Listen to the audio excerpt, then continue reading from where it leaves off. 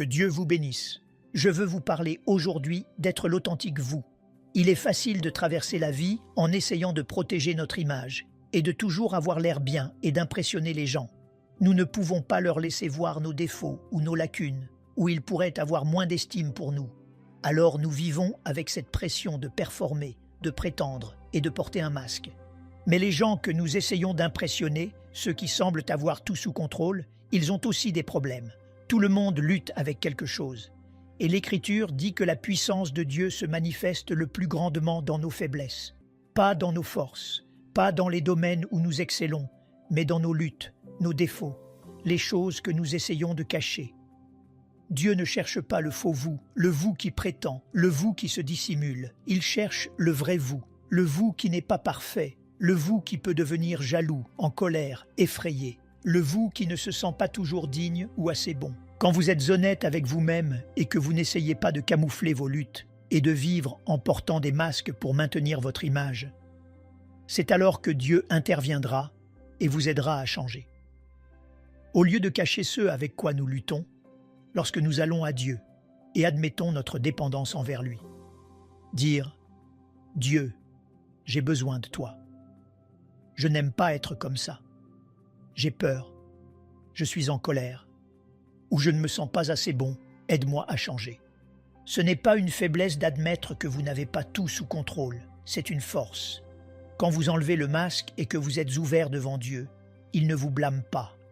C'est alors que sa puissance se manifeste pour vous changer. Quand Jésus a vu Pierre en train de pécher, il l'a appelé à être son premier disciple. Il a dit « À partir de maintenant, vous pêcherez des hommes. » Pierre est tombé à genoux et a dit « Seigneur, éloigne-toi de moi, je ne suis pas digne. Je suis un homme pécheur. » Il disait « Seigneur, j'ai des défauts. Je suis colérique, j'utilise un mauvais langage, je suis impatient. » Il n'a pas essayé de dissimuler qui il était, de protéger son image. Il était honnête, il était vulnérable. Jésus n'a pas dit « Merci Pierre, je ne réalisais pas à quel point tu étais mal en point. J'ai choisi le mauvais homme. » Non. Après que Pierre lui ait dit tous ses défauts et ses faiblesses, Jésus a dit plus tard « Pierre, tu es un roc, et sur toi, je bâtirai mon église. » Il disait « Pierre, je sais tout de toi, le bon, le mauvais, le laid. Et parce que tu es ouvert, parce que tu es vulnérable, ne portant pas de masque, je vais faire de toi quelque chose de plus que ce que tu as jamais imaginé. » Dieu ne vous blâme pas d'avoir des faiblesses, des domaines où vous luttez. Ça peut être l'orgueil, la jalousie, le compromis. Il sait avec quoi vous luttez. Il ne vous a pas choisi parce que vous avez tout sous contrôle. Il vous a choisi en raison de ce que vous pouvez devenir. Dieu préférerait travailler avec quelqu'un comme Pierre, qui est ouvert et honnête, qu'avec quelqu'un qui essaie de cacher, de prétendre et de porter un masque. Voyez-vous, Jésus aurait pu aller au temple et choisir l'un des pharisiens, les chefs religieux, pour devenir ses disciples. Ils avaient l'apparence. Ils travaillaient dans le temple, ils portaient de longues robes, priaient en public tous les jours, ils enseignaient dans la synagogue. Vous savez pourquoi il ne les a pas choisis? Ils portèrent des masques, c'étaient des imposteurs. Ils agissaient d'une certaine manière, gentils, saints, bons, mais à l'intérieur, c'était une autre histoire. Ils ne se souciaient pas des gens, ils se souciaient de la façon dont ils allaient être vus. Ils étaient arrogants, durs, imposant aux gens des règles qu'ils ne pouvaient pas garder. Jésus a eu des paroles fortes pour eux. Il a dit dans Matthieu 23, « Vous êtes comme des sépulcres blanchis. Vous paraissez beaux à l'extérieur, mais à l'intérieur, vous êtes pleins d'ossements de mort. » Il disait, « Vous êtes un imposteur, un simulateur. Vous vous promenez en portant des masques, agissant d'une certaine manière, mais vos motivations sont mauvaises. » Il les a appelés hypocrites parce qu'ils avaient deux visages, projetant une chose alors qu'en réalité, ils étaient tout le contraire. Il est significatif que Jésus n'ait pas traité Pierre d'hypocrite. Pourquoi? Pierre a admis qu'il était un pécheur, indigne, qu'il ne faisait pas de bons choix. Il n'a pas essayé de le cacher. Il était ouvert. Le problème avec les pharisiens, ce n'était pas qu'ils avaient des problèmes. Ils avaient affaire à l'orgueil et à de mauvaises motivations. Nous avons tous une sorte de problème. Le problème, c'est qu'ils agissaient comme s'ils avaient tout sous contrôle. Ils mettaient des masques pour prétendre et dissimuler les problèmes avec lesquels ils luttaient. Cette tentation nous vient à tous, d'être un pharisien. Je dois protéger mon image, m'assurer d'avoir l'air bien, que personne ne voie mes faiblesses. Nous devons porter ce masque pour nos amis et ce masque au travail, et un masque pour la famille, et un masque à la salle de sport. Certaines personnes sont des simulateurs professionnels. Ils ont un masque pour chaque situation. Mais c'est beaucoup de pression d'être un imposteur, de devoir camoufler et performer pour être bien vu et invité dans leur groupe. Si les gens ne peuvent pas vous accepter pour qui vous êtes, alors vous n'avez pas besoin d'eux. Si vous devez performer parfaitement et être sous pression pour être quelque chose que vous n'êtes pas, rendez-vous service, enlevez ce masque. Cessez d'être une version inférieure de ce que vous êtes et soyez l'authentique vous. S'ils ne peuvent pas le supporter, s'ils vous blâment parce que vous n'êtes pas parfait, alors continuez votre vie.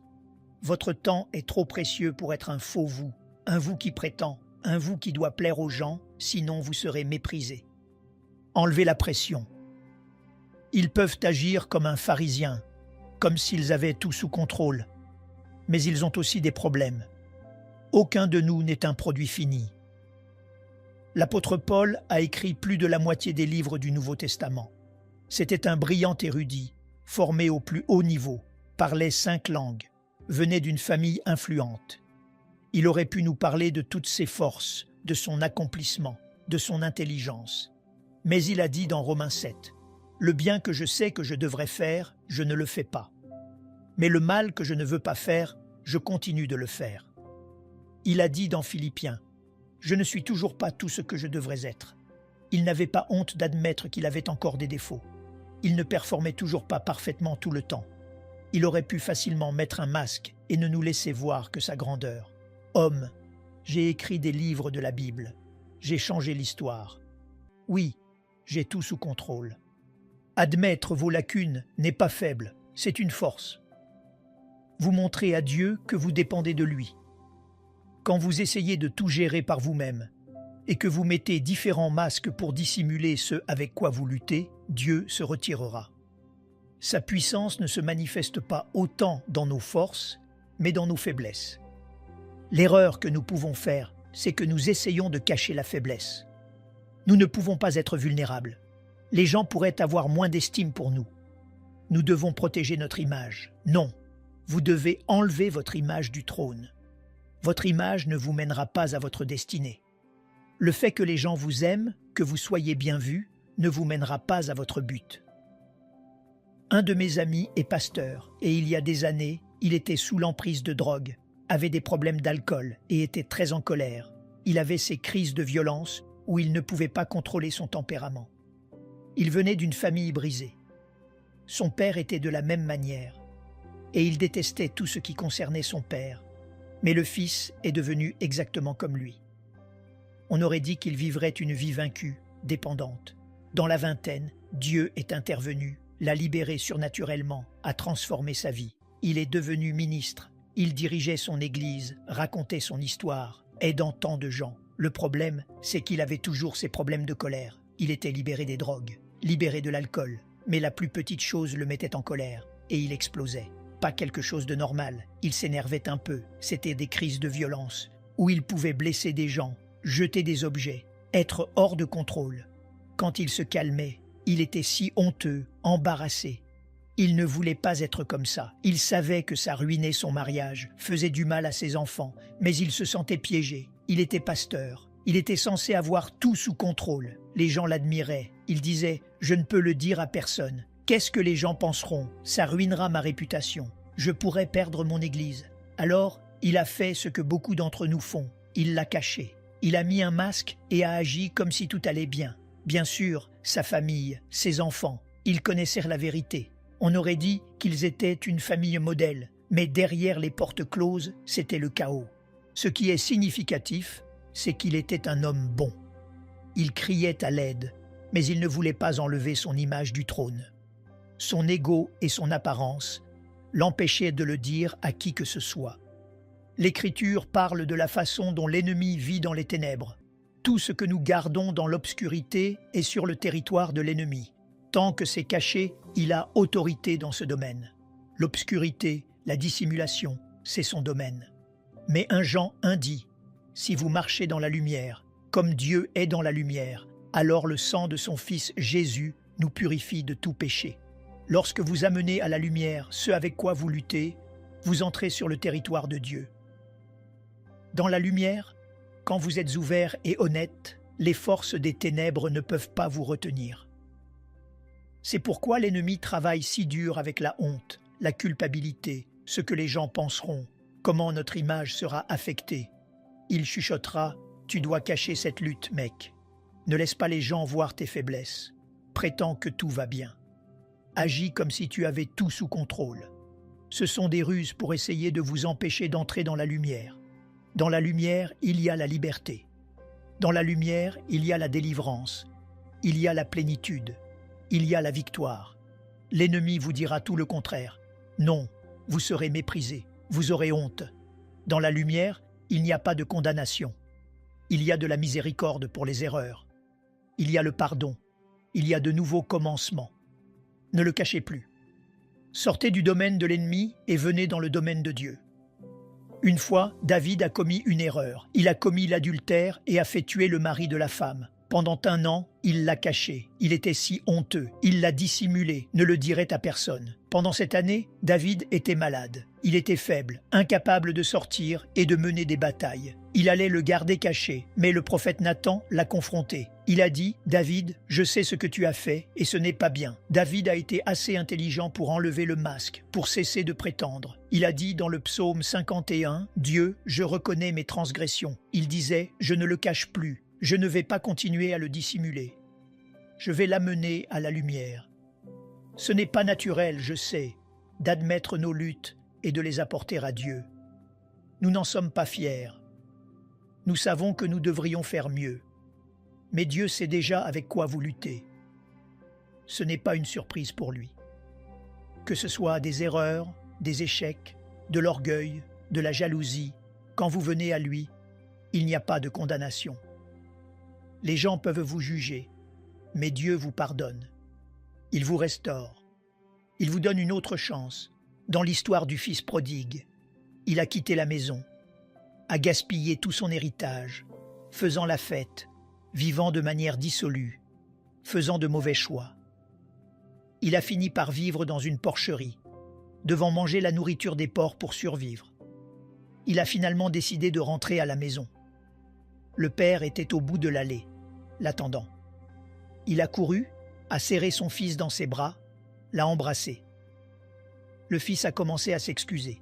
« Papa, je suis tellement désolé pour tous les ennuis. Je ne mérite pas d'être dans cette famille. » Le père l'a arrêté et ne l'a pas laissé finir ses excuses. Ce père n'a jamais évoqué le passé de son fils. Il n'a jamais abordé sa faute. « Pourquoi étais-tu si immature? Tu as ruiné le nom de notre famille. » Ce père représente Dieu. Nous pensons que lorsque nous l'amenons à la lumière, mec, nous allons être réprimandés, grondés. Mais Dieu n'évoque pas votre passé. Il ne regarde pas en arrière. Il va vous aider à avancer. Mais voici la clé de tout. Dieu ne peut pas guérir ce que nous ne révélons pas. Si vous le gardez dans l'obscurité, vous resterez coincé. David a dit, Dieu requiert la vérité dans les parties intérieures. Les parties que personne ne peut voir. Pas l'image. Pas ce que nous protégeons. Pas en portant le masque. Mais ce qui est derrière le masque, le vrai vous, l'authentique vous. Le vous qui a des faiblesses, le vous qui lutte dans certains domaines. Si vous amenez cela à la lumière, Dieu vous restaurera, vous libérera et vous aidera à surmonter.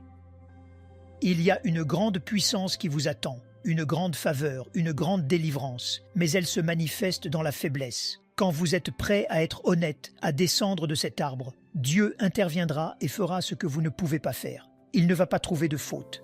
Zachée était un tricheur. Il trompait les gens. Une version dit qu'il était une ordure. Et pourtant Jésus l'a appelé pur. Il n'y a pas de condamnation quand vous venez à notre Dieu. Descendez de cet arbre. L'orgueil, l'insécurité, la lutte. Vous ne pouvez le dire à personne d'autre. Vous pouvez le dire à Dieu. Vous n'avez pas à vivre en portant un masque, en dissimulant des choses. Vous pouvez être vrai. Il y a de la puissance dans l'authenticité. Zachée était là-haut, déchiré entre deux mondes. Si je descends, Si je suis honnête, si j'arrête de prétendre, que penseront les gens? L'ennemi chuchotait, « Zachée, tu ferais mieux de rester ici. Tu auras l'air mal, ça ruinera ton image. Tu pourrais perdre des affaires. Dieu ne vous demandera jamais de faire quelque chose sans vous donner le pouvoir de le faire. » Zachée a pris son courage à deux mains et a dit « D'accord, je descends. » Il est allé voir Jésus et a admis qu'il avait mal agi. Il a dit « J'ai trompé des gens, mais à partir de maintenant, je vais leur rendre 4 fois ce que j'ai pris. » Il l'a mis à découvert. Comme Pierre quand il a dit « Je suis un pécheur, j'ai fait des erreurs. » Quand vous entrez dans la lumière, il y a la liberté, il y a des percées. Jésus le regarda et dit « Zachée, aujourd'hui, le salut est entré dans ta maison. » Ce jour-là, il a été changé, pardonné, il est reparti un homme nouveau. Y a-t-il un arbre dans lequel vous êtes aujourd'hui pour compenser ce que vous n'avez pas, pour cacher vos lacunes? Tant que vous êtes dans cet arbre et que votre image est bonne, que vous avez l'air impressionnant, que personne ne peut voir votre petitesse, ce que je dis, c'est que c'est bien d'être petit. Nous sommes tous petits, d'une certaine manière. Mais les gens qui ne laissent pas leur petitesse les arrêter sont les gens qui descendent de l'arbre et entrent dans la lumière. Les gens qui enlèvent le masque, qui n'essaient pas de cacher des choses, mais qui vont à Dieu avec des visages découverts. C'est alors que vous verrez la gloire de Dieu. Sa force se manifeste le plus grandement dans notre faiblesse. L'ennemi adorerait que nous traversions la vie en cachant ce avec quoi nous luttons. Ne tombez pas dans ce piège. Il y a le pouvoir de briser toute dépendance, le pouvoir de vous libérer du compromis, le pouvoir, comme Pierre, de vous transformer en un roc qui aura un impact sur votre lignée familiale. Je vous demande d'être l'authentique vous, pas le faux vous, pas le vous qui prétend. Débarrassez-vous de ces masques et restez dans la lumière. Si vous faites cela, je crois et je déclare, comme Zachée, aujourd'hui, le salut arrive dans votre maison, la délivrance, la liberté, la guérison, les percées, la plénitude de votre destinée. Au nom de Jésus, et si vous le recevez, pouvez-vous dire Amen? Nous aimerions vous donner l'opportunité de faire de Jésus le Seigneur de votre vie. Voulez-vous bien prier avec moi? Dites Seigneur Jésus, je me repens de mes péchés. Viens dans mon cœur. Je fais de toi mon Seigneur et Sauveur. Et merci Seigneur pour le baptême du Saint-Esprit en moi. Dans le nom de Jésus. Par cette simple prière, nous croyons que le Saint-Esprit vous conduit sur le chemin de la nouvelle naissance. Allez dans une bonne église dont le fondement est la parole de Dieu, passez par les eaux du baptême et donnez à Dieu la première place. Nous espérons de tout cœur que ce message vous encouragera. Si vous connaissez quelqu'un qui puisse être encouragé, s'il vous plaît, envoyez-le lui pour nous aider à atteindre plus de gens et à propager l'Évangile. Édifions le corps de Christ ensemble. Appuyez sur la cloche des notifications et merci infiniment de nous soutenir en vous abonnant à notre chaîne. N'hésitez pas à laisser vos requêtes de prière dans la section des commentaires. Sachez que même si vous ne voyez pas de réponse à votre requête, que ce soit sur YouTube, email, Facebook ou sur Messenger, nous avons prié pour vous. Nous invitons humblement le corps de Christ à soutenir chaque requête en écrivant une prière dans la section commentaires. Tenez-vous ferme dans la foi avec nous pendant que nous prions. Que la grâce et la paix du Seigneur Jésus-Christ soient avec vous tous et qu'il vous bénisse merveilleusement.